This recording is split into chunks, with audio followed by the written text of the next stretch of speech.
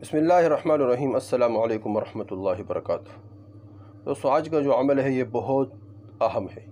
یہ ہر قسم حاجات ضروریات کو پورا کرنے کے لیے ہے اور تمام مشکلات کو حل کرنے کے لیے ہے، تمام مصیبتوں کو دور کرنے کے لیے ہے، تمام غموں کو دور کرنے کے لیے ہے۔ سورۃ یاسین کو ایک خاص طریقے پر پڑھنا ہے۔ ویسے تو ہر مسلمان سورۃ یاسین پڑھتا ہے، اور سورۃ یاسین کے بارے میں حضور صلی اللہ علیہ وسلم نے بہت فضائل بھی ذکر فرمائے ہیں۔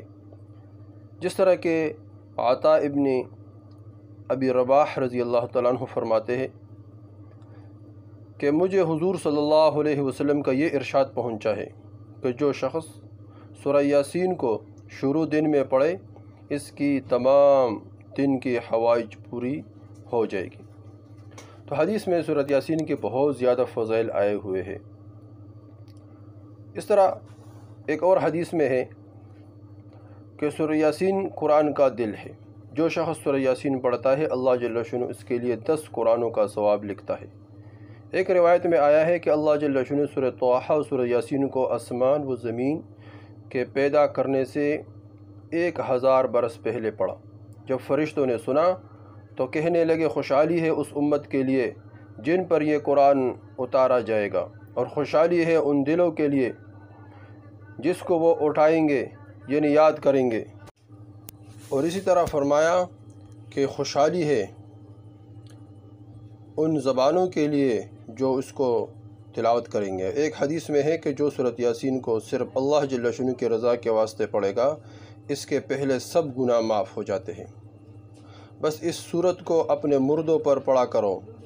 ایک روایت میں آیا ہے کہ سورہ یاسین کا نام تورات میں منعمہ ہے، یعنی اپنے پڑھنے والوں کے لیے دنیا اور آخرت کی بلائیوں پر مشتمل ہے، اور یہ دنیا اور آخرت کی مصیبتوں کو دور کرتی ہے اور آخرت کی حول کو دور کرتی ہے۔ اس سورہ کا نام رافعہ خافضہ بھی ہے، یعنی مومنوں کے رتبہ بلند کرنے والی اور کافروں کو پست کرنے والی۔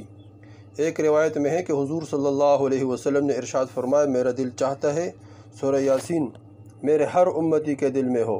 ایک روایت میں ہے کہ جس نے سورہ یاسین کو ہر رات میں پڑھا پھر مر گیا تو شہید مرا۔ ایک روایت میں ہے کہ جو سورہ یاسین کو پڑھتا ہے اس کی مغفرت کی جاتی ہے، اور جو بھوک کی حالت میں پڑھتا ہے تو وہ سیر ہو جاتا ہے، اور جو راستہ گم ہو جانے کی وجہ سے پڑھتا ہے وہ راستہ پا لیتا ہے، اور جو شخص جانور کے گم ہو جانے کی وجہ سے پڑھے گا وہ پا لیتا ہے، اور جو ایسی حالت میں پڑھے گا کہ کھانا کم ہو جانے کا خوف ہو تو وہ کھانا کافی ہو جاتا ہے، اور جو ایسے شخص کے پاس پڑھے گا جو نزع میں ہو تو اس پر نزع کی آسانی ہو جاتی ہے، اور جو ایسی عورت پر پڑھے جس کے بچہ پیدا ہونے میں دشواری ہو رہی ہو اس کے لیے بچہ جننے میں سہولت ہوتی ہے۔ مقری رحمۃ اللہ علیہ کہتے ہیں کہ جب بادشاہ یا دشمن کا خوف ہو اور اس کے لیے سورۃ یاسین پڑھے تو وہ خوف جاتا رہتا ہے۔ ایک روایت میں آیا ہے جس نے سورہ یاسین اور سورہ صافات جمعہ کے دن پڑھی اور پھر اللہ جل شانہ سے دعا کی اس کی دعا پوری ہوتی ہے۔ دیکھو سورہ یاسین کے کتنے فضائل ہے۔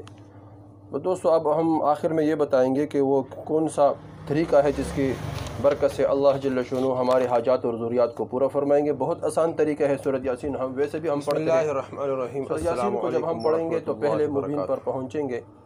دوستو، آج کا جو وظیفہ ہے یہ پہلے بہت مبین اہم ہے، پر رک کر پھر دوبارہ اس شروع وظیفے کریں۔ کی برکت سے اس طرح دوسرے مبین پر رک کر پھر دوبارہ شروع کریں، تیسرے مبین پر رک کر پھر دوبارہ شروع کریں، اور اسی طرح سورۃ یاسین کو ایک مرتبہ ختم کرنا ہے اور پھر آخر میں دعا مانگنا ہے۔ انشاءاللہ اللہ جل شانہ تمام ضروریات حاجات اللہ جل خزانوں سے پورا فرمائیں گے۔ دوستو، یہ وظیفہ خود کرے، آگے شیئر کرے تاکہ سب مسلمان اس سے فائدہ اٹھائے اور سب کی ضروریات حاجات اللہ جل شانہ اپنی غیبی خزانوں سے پورے فرمائے۔